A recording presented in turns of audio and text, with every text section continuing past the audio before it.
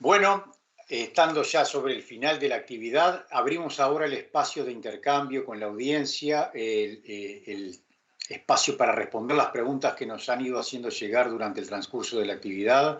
Y este espacio lo va a moderar el ingeniero José Terra, así que adelante, José. Gracias, Horacio.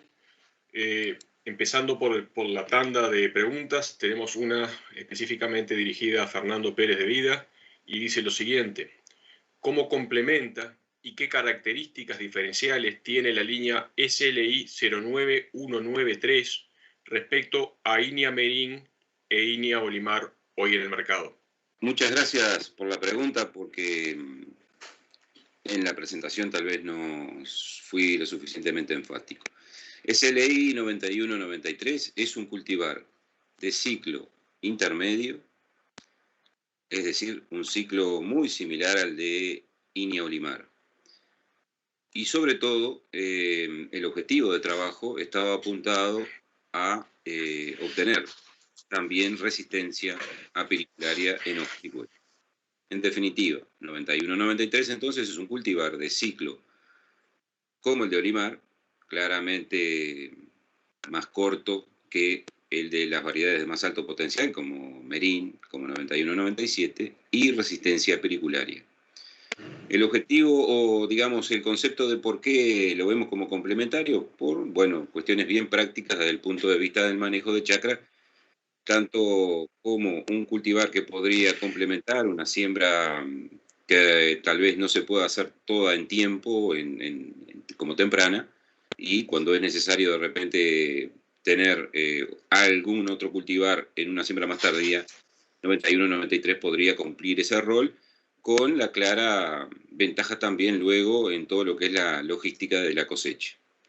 Básicamente es eso el objetivo que se persigue detrás de este tipo de cultivares, porque entendemos que el muy alto potencial ha venido de la mano principalmente de las variedades de ciclo completo, del ciclo largo, como las mencionadas, Merín y 91-97.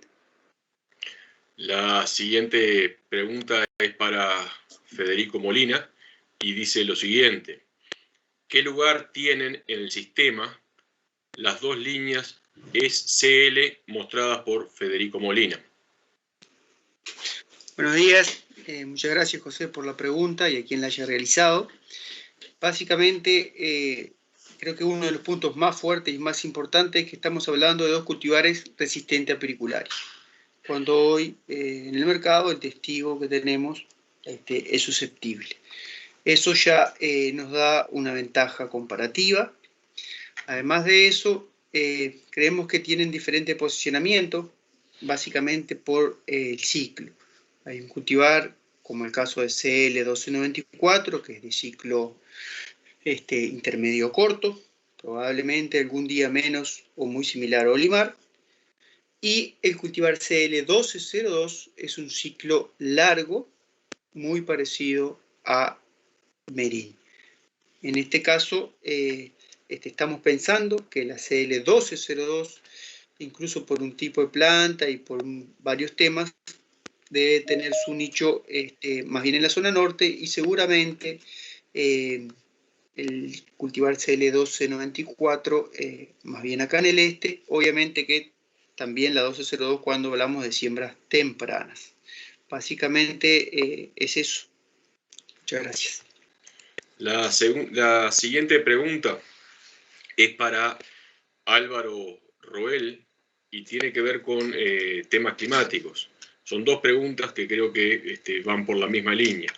La primera dice: ¿la radiación no cayó de igual manera que las horas de sol en las dos primeras décadas de febrero? ¿Quedó en la media histórica? ¿Esto puede moderar el efecto del apagón? La siguiente, y la hago porque creo que está muy relacionada, dice: las horas de sol son una medida indirecta de la radiación. Si bien las horas de sol bajaron respecto al promedio, no así la radiación, que es similar a la serie histórica. ¿Cómo piensas que puede incidir? Bueno, buenos días. Gracias por la pregunta y creo que son centrales. La contestación concreta es que pienso que sí, que pueden apalear, digamos, lo que fue esa bajada de horas de sol, el hecho que la radiación no haya bajado de la misma manera y haya sido, digamos, similar a la serie histórica. Esa es la contestación concreta. Esto es lo que nos está indicando que hay días que, digamos, el aparato que mide las horas de sol no llega a quemar la banda, pero sí sigue habiendo radiación. Lo que no tenemos un conocimiento preciso a qué nivel de esa radiación, digamos, la planta llega a dejar de funcionar, o sea, esos días, digamos, nublados. Y también es cierto lo contrario, si ustedes pueden ver ya en la tercera década de febrero, las horas de sol están por encima de lo normal y también la radiación, y también en algunas condiciones puede haber, digamos, exceso de horas de horas de sol. O sea que conocer, digamos, esos límites nos va a permitir avanzar. Pero la pregunta concreta es que es positivo que la radiación no haya bajado de la misma manera que las horas de sol. La siguiente pregunta, ya que estás en línea, sigue para ti y dice lo siguiente. ¿Cuándo definen que el cultivo está emergido? ¿Con qué porcentaje de plantas nacidas? ¿Y qué otro parámetro toman en cuenta? Digamos, nosotros ahí lo que hacemos es un seguimiento, digamos, del número de plantas, y cuando llegamos, digamos, a un porcentaje en el cual tenemos una recuperación sustantiva de lo que fue la densidad de siembra, lo tomamos como valor, digamos, de emergencia, el cual de ahí empezamos a acumular, digamos, los valores que después seguimos en el referido al bioclimático. No sé si por ahí venía la pregunta. Gracias. La siguiente pregunta va para la colega Mónica y dice lo siguiente. ¿Miden algún efecto sobre la nodulación de soja? ¿Cuándo esperan tener líneas para empezar los ensayos de rendimiento en parcelas, tanto experimentales como comerciales? Por supuesto, la nodulación es un efecto interesante de anegamiento. Todos sabemos que uno de los principales efectos de anegamiento en el rendimiento de soja es que se reduce la nodulación, por lo tanto, la fijación biológica de nitrógeno. Nosotros en esta etapa que estamos haciendo un screening a campo de una cantidad grande de genotipos, preferimos no hacer ese tipo de evaluación porque la verdad que hacer una evaluación de ese tipo para 4.000 surcos es una cosa a la que no, por el tiempo no, y los recursos que se necesitarían, no la podemos hacer en esta fase. Obviamente, para los genotipos que sí se detecten diferencias, mayor resistencia a anegamiento, ahí sí podemos empezar a ver un poco los mecanismos. Uno de ellos se espera que sería el tipo de sistema radicular que tienen, que puede permitir mayor llegada de oxígeno a las raíces y por lo tanto también tener un efecto positivo sobre la nodulación. Pero en esta fase no estamos haciendo ese análisis. Y respecto a la segunda pregunta, ¿cuándo esperamos tener alguna línea para hacer ensayos de rendimiento en parcelas? Lo que tengo que decir es que es el segundo año de evaluación. Entonces nosotros tenemos datos del año pasado, tenemos identificadas algunas líneas que nos parecen interesantes y como mencionábamos en la presentación, son líneas de diferente tipo. Todas vienen del programa de mejoramiento de soja de INIA, pero son líneas de diferente grado de cómo están avanzadas. Hay algunas que son, por ejemplo, F5, hay algunas que son pre-elite, hay diferentes tipos de líneas.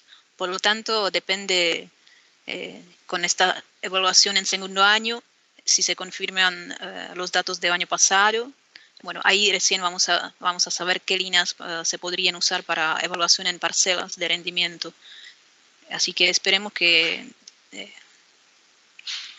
primero los resultados de este año para ahí definir las líneas que van a ir a campo con parcelas de rendimiento, obviamente parcelas de rendimiento chicas, no experimentales, no un área grande, pero esperemos que el año que viene tengamos alguna línea para evaluar para rendimiento. Hay otra pregunta bastante relacionada que dice si se puede eventualmente incluir los genes de resistencia a sequía, que sé que con Sergio están trabajando, junto a los genes de resistencia o tolerancia a anegamiento, como están trabajando en esta otra línea de trabajo. Lo que tenemos son como más que 600 genotipos que están siendo evaluados para resistencia a anegamiento, y una gran parte de esos genotipos fueron evaluados también para resistencia a sequía. Entonces, es parte de la evaluación. Es para Marcos Bueno y Roel, y dice, ¿cuánto fue el movimiento de tierra para la suavización controlada por RTK y cuánto fue el costo aproximado del mismo? Adelante. El movimiento de tierra se quedó en torno de 100 metros cúbicos y é um projeto visando o riego, e esse projeto, para que o produtor tenha uma ideia, esse projeto vai movimentar em torno de 100 metros cúbicos dele promédio, né? E o custo está se quedando em torno de $1. Uma experiência que temos de alguns projetos que hicimos com os produtores. Então, está em torno de $1 o custo, e o movimento depende do projeto, claro, pero ponerle 100 metros cúbicos por hectare o movimento de terra. Sería básicamente eso. Sí, simplemente para tener, digamos, una dimensión, esos 100 metros cúbicos que comentaba Marcos, las zonas más extremas, en el caso del proyecto de arroz, llegamos a cortar hasta 10, 11 centímetros, ¿verdad? Pero hay zonas donde no se corta y hay otras zonas que se rellenan, ¿no? Un poco para dimensionar esos 100 metros cúbicos, como mover 1 centímetro de suelo, digamos, por hectárea, para ayudar a un poco lo que puede llegar a ser un proyecto de este tipo. Gracias, Álvaro. Hay otra pregunta que mencionan sobre todo a Martínez, pero también está involucrado Álvaro, que dice lo siguiente: ¿consideran que el uso de riego por mangas, es decir, regar por politubos en las parcelas o en las chacras, puede incidir en la menor incidencia y severidad de podredumbre de los tallos por menor traslado del agua de riego? Adelante, Martínez y Álvaro. Muy interesante la pregunta. El tema acá, con el tema de las mangas del inóculo, es que no nos interesa pasar inóculo de repente de una parcela a otra, porque justamente lo que queremos ver es cuál es el impacto de ese inóculo para las medidas de manejo y la rotación indicada. En el caso de una chacra eso es correcto, siempre cuando se lleva agua por un canal hay trasiego de inóculos de un lugar a otro. Aquí no nos interesa eso porque nos homogenizaría el experimento. Sin embargo, no es limitante, como mostré en algunas gráficas, la cantidad de inóculo que hay, ¿sí? Después del tercer año ya habían incidencias de un 80, un 85%. El octavo año que se plantaron todas las parcelas de Merín, hubo una pequeña bajada, pero inóculo hay de sobra. Y, o sea, ya en cada una de las parcelas no es necesario trasegar. Y la severidad va a depender ahí de las condiciones de manejo y de la rotación, ¿sí? O sea, las condiciones del año, del clima. Y esas son las variaciones que mostraba también en otra gráfica. Yo creo que quedó por ahí queda respondida. Gracias, Seba, y ya que estás, y antes que tengas otro problema técnico, sí. Hay otra pregunta respecto al uso de fungicidas en cultivares resistentes a piricularia, y lo que se comentó el otro día en una de las jornadas de transferencia de ACA respecto al uso de esos fungicidas en materiales tolerantes por sus efectos en temas de vuelco y en temas de mejor calidad de grano. ¿Qué comentarios tienes al respecto? Bueno, en una de las charlas yo comentaba, estamos empezando una serie de experimentos que tienen que ver con eso, con el efecto de fungicida justamente en cultivares como Meri 91-97 resistentes a piricularia. Y exento del tema de lo que es el manejo de podredumbre de tallo. O sea, sí, en ocasiones hay una respuesta fisiológica, por eso supongo que viene un poco la pregunta, es que estamos haciendo algún tipo de ensayo para ver en calidad de grano en el tema del vuelco. De cualquier manera, acá estamos hablando de usar un fungicida para un cometido diferente al de control de enfermedades, ¿sí? En la jornada pasada de agosto nosotros presentamos resultados de experimentos de 4 años en el cual no encontrábamos correlación entre algunos efectos que había sobre calidad de grano y el nivel de control de la severidad de enfermedades. Estábamos hablando de podredumbre de tallo o manchado de vaina en cultivares resistentes a pericularia. De cualquier manera, esa es una discusión en otro sentido, ¿no? Si hay una respuesta fisiológica, en eso estamos trabajando hoy, como hay para otros cultivares, ¿no? Para otras especies como maíz, por ejemplo, la respuesta fisiológica a estrobilurina. En eso estamos trabajando hoy en día. Hay dos preguntas más. Una para Roel, pero en realidad involucra también a Cantú y eventualmente a Carrasco, si está por ahí, que dice lo siguiente. ¿Cuántas son las pérdidas estimadas de agua de las chacras? ¿Son significativas en base a lo que se está midiendo? ¿Y cómo estiman la concentración de eventuales contaminantes en esa agua de salida como nutrientes y pesticidas? Una de las paradas que mencionamos de la cuantificación del balance hídrico.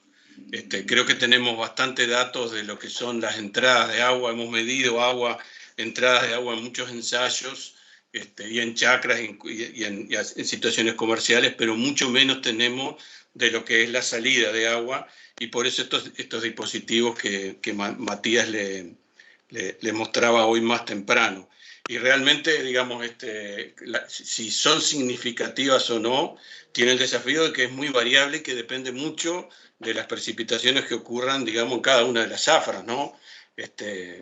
Tal vez que hasta fines de enero este año, por el aforador de salida, casi que no había salido agua, pero luego cuando vienen las lluvias, tener cuantificado eso es central. Así que este proyecto nos va a arrojar información, creo que contundente en ese sentido, y que va de la mano de lo que va a explicar, digamos, Guillermina ahora, que tiene que ver con la medición de lo que puede salir por esa agua. Te paso la posta, Guillermina. Es una línea de investigación nueva y estamos empezando a buscar mecanismos para poder determinar los volúmenes de agua que salen de cada una de esas parcelas, que son distintos sistemas productivos.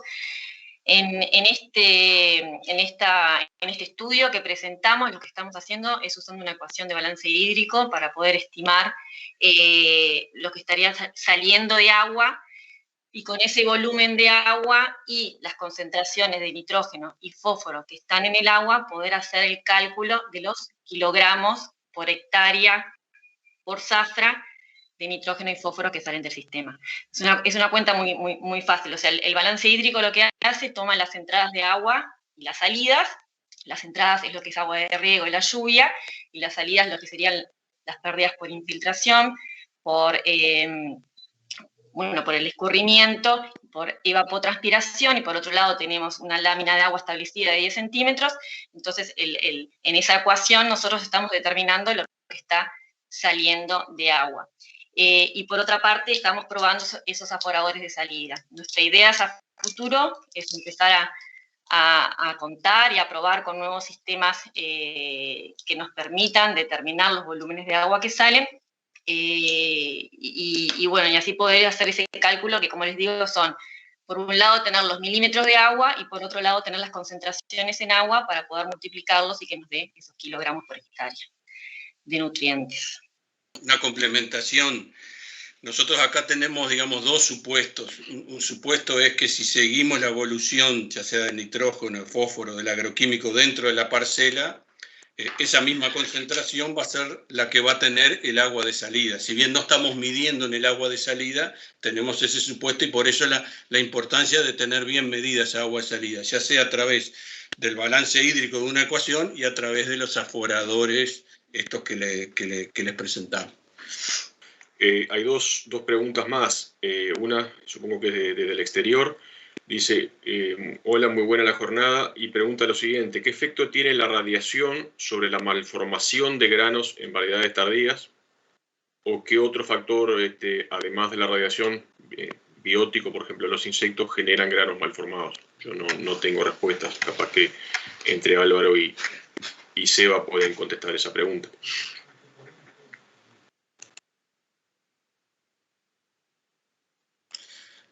No, lamentablemente no tengo información, digamos, específica sobre malformación de grano y radiación. Si me permite, José. Sí, adelante, Fernando, si tienes para aportar, porque...